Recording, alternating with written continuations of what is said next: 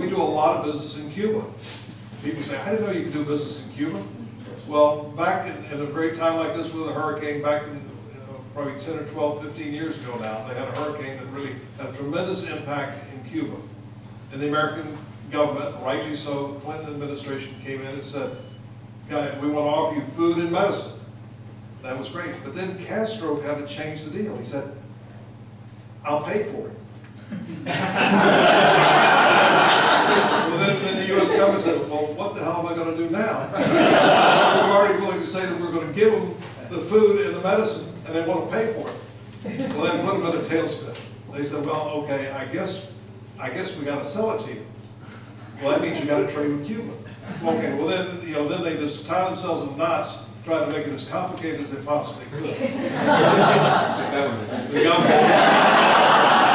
We're here to help. So let's not get this money for this food. Let's give it to them. So anyway, long and short of it was that they established a licensing program, and we started doing business there. And it was a fascinating thing. And Castro was pretty clever about this as well, because one of the things that happens, the amount of quantity, they buy probably 5,000, 6,000, 7,000 metric tons a month of poultry going to Cuba. It's a shipload. You put one shipload of chicken in there. Well, realistically, they probably could buy all that from Tyson or Purdue or one of the big poultry companies. But Castro was a little sharper than that. He said, "How many poultry companies are there in Georgia?" Somebody said, "Well, there's 8. He said, "I'm interested in buying from those poultry companies." All right, "How many are in Mississippi?" "Oh, I want to buy from those." Or "How many are in Delaware?" "I want to buy from those." "And could you get your Secretary of Agriculture to come down and visit us?" And of course you see exactly what was going on. Well, the trade's been going on now for probably 15 years, so it's turned out to be a good trade. Still very restricted, but everybody knows how to play the game. So that was interesting. And our people, I went down there on the first contract, and our people went down there later, and they have a food show. Now, there's one customer, and there's a food show. So they kind of walk around the room, One evening they had a situation where it was getting like 7 or 8 o'clock, and they said, "Well, Castro would like to talk to the group." So Fidel comes into the room and then launches into an hour and a half speech about everything in the world, and very articulate and very knowledgeable about a lot of things. And then he says to the group, and this is a relatively small group, he says, "Let's have dinner." This time it's 10 o'clock at night. So they go have this dinner. It goes on till God knows what hours. He gives them each a box of cigars when they leave. You don't have that many kind of stories of personal things, and that was a fabulous story.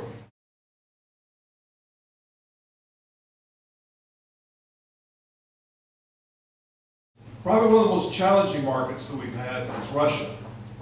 And Wayne knows this very well. Wayne, Dr. Lord, speaks Russian, was with Gold Kiss for a long time, and knows this as well as I did. Of course, with the perestroika, with the fall of the communism, it really devastated the country from a protein standpoint. They used to have a lot of poultry production, but it was very inefficient. I can remember going in the early 90s, or even before, really, when they were set up. And you go outside of St. Petersburg, and there's a large plant there. And you go to this plant, and huge, big apartment complexes. And this plant, we went into this plant, this group trade mission I was on, and they said, we looked at it, and we said, "How many chickens do you kill?" And he said, "About 200,000 a week," or some ridiculous thing. Gold Kiss would kill that on a shift. And we said, "Well, by golly, how many people do you employ?" He said, 1,500. In the United States, we probably employed 200 for that. But we said, "Well, how do you measure success?" He said, "Well, we measure success by the number of people that we can support. These 1,500 workers have a total of about 5,000 people that live in these apartment complexes." Well, how do you make any economics of that? Well, what happened was they essentially got the feed free. They inefficiently, raised the birds, and then they sold them to a state store with a subsidy. And that's how they made it out. Well, you can imagine once the communism fell and they had to pay world market prices for feed, and they had a customer that wanted to pay world market prices for product, it was just devastating to the industry. And that's when we first started shipping poultry there. And at one point in time, the United States was shipping over 1 million metric tons a year, a huge market. But the truth of the matter is they didn't really want the poultry, but they needed the poultry. And it was a continual battle year after year after year Today they're pretty much self-sufficient over a 15, 20-year period of time, but it was a battle. You know, there was all sorts of crazy reasons why they couldn't take product and the things that they would do. A very difficult market, and dealing with the Russians is an intriguing prospect to start with, so interesting market.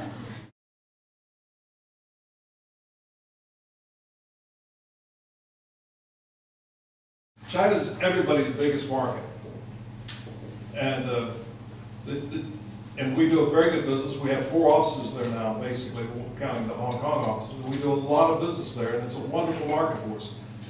Interesting story about how that market started for us. We were one of the earliest people in the marketplace, and our Vice President of Marketing, Vice President of Sales for the Far East, was traveling over there, and he had a policy. This is kind of the nature of what our company's about. Would have a policy of, you know, when I go into Hong Kong to visit our office, I want to go into China and go exploring a little bit. Let me go visit the city. And he came back and he said, you know, they're eating chicken feet, chicken paws over there. We said, wow, that's interesting. In the United States, we throw them away. And but there was a big market for them. He said, I think there's a business here. So we said, let's go to our suppliers. Our suppliers, we said, we'll buy the chicken feet if you'll produce them. They said, but you have to buy equipment. They said, we don't think we'll do that. So we said, let's make you a deal. We'll buy the equipment, we'll put it in your plant, we'll give you a contract for the chicken feet, and we'll take it. They said, that's a deal. Well, that business today out of the United States is probably a $500 million a year business. Not just for us, but for a lot of people. It's a huge, huge business. And you see that spirit of how the entrepreneurship goes on. But it's a terribly difficult business. We get involved, and I talk about where the political aspects come in. Now, keep in mind, on the chicken claws, they were literally throwing them away. Today, they sell for 80 or 90 cents a pound. The administration came in and filed a dumping duty against the Chinese tires coming in, saying you were selling out of the market. Put a dumping duty. Within weeks, the Chinese filed a dumping duty on U.S. chicken. And you look at this and you say, how the hell can that happen? You know, you were throwing them away before, and now they say you're dumping them in their market. They're the only country in the world that can buy them. And, but then you get involved in spend millions of dollars in WTO suits, and it's a mess. So those are the kinds of things that happen. The trade is difficult enough. Dealing with currency, dealing with fuel, dealing with droughts, dealing with bird flu, dealing with everything else in the world, it's difficult enough. Then all of a sudden, when you have governments, and the U.S. is no better, no worse than anybody else that comes in and makes a decision and just completely screws you up.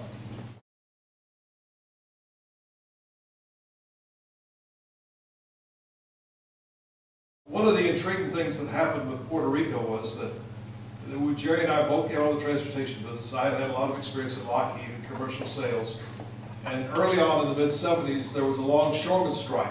Now basically what happened to the longshoreman strike, the longshoremen go on strike, it shuts down the ports and you can't ship to Puerto Rico. You can't ship anywhere. A lot of our competitors are saying, oh my God, I got to lay off people. What am I going to do? This is going to be a major problem. How do I hunker down? Jerry and I said, let's look into flying this product there. So we went to Miami and started chartering airplanes. And at that point in time in the mid-70s, it was a whole different environment. It was like the Wild West. I mean, you literally had guys that owned airplanes. Guy owned the old DC-8, the old DC-6, the old 707, whatever. And you would go down there. And literally the way it worked was Jerry and I would be down there. And if you had the poultry and you had the cash, you did the business.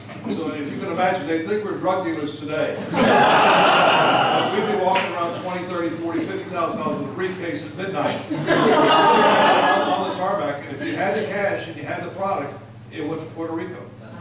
But you know, the lesson about that was that we really were innovative, and at the point in time that all our competitors were hunkering down, we had the best 2 months in the history of our company and made a lot of money, and it was fantastic. So being innovative was a key thing. So that's kind of another long answer to a short question, but those are the countries that popped to mind. But we can sit here all night. Every country's got a story, and every product's got a story.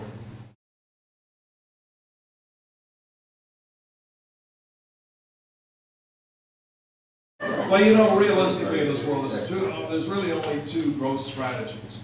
You can sell more customers, or new products, or you can do more new, or you can sell more to the existing ones. So our real growth strategies are, okay, what can we do new? Are there more new countries we can go after? Are there more new products we can go after? What can we do? More new services we can go after?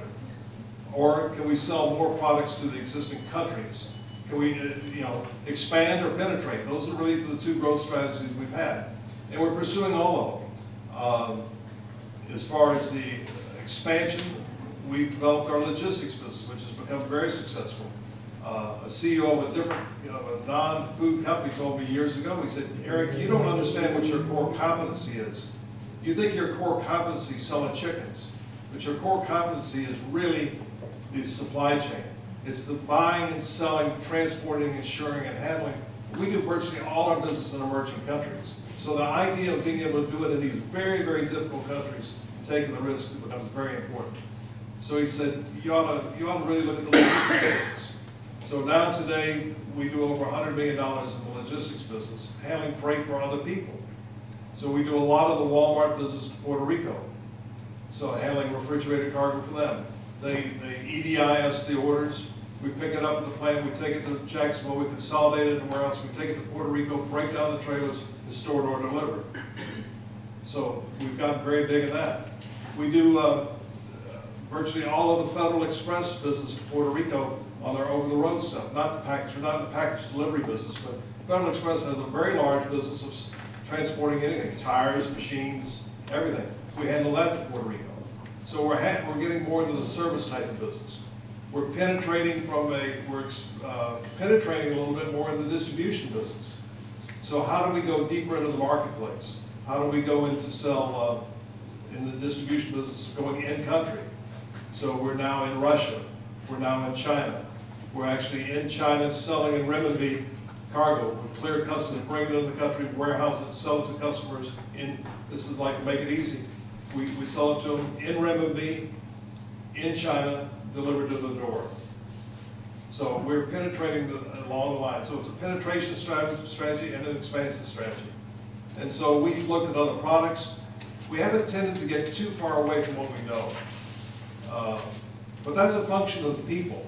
If Jerry and I saw a group of guys or girls that had a company that was like we were with AJC when we started, in another business, we would look at that because it's a matter of, we know how to do all that. We have the capital, we have the expertise to do the international transaction, but we don't have the core opportunity. So realistically, we probably, as far as any rapid growth, outgrown our ability to grow organically too fast.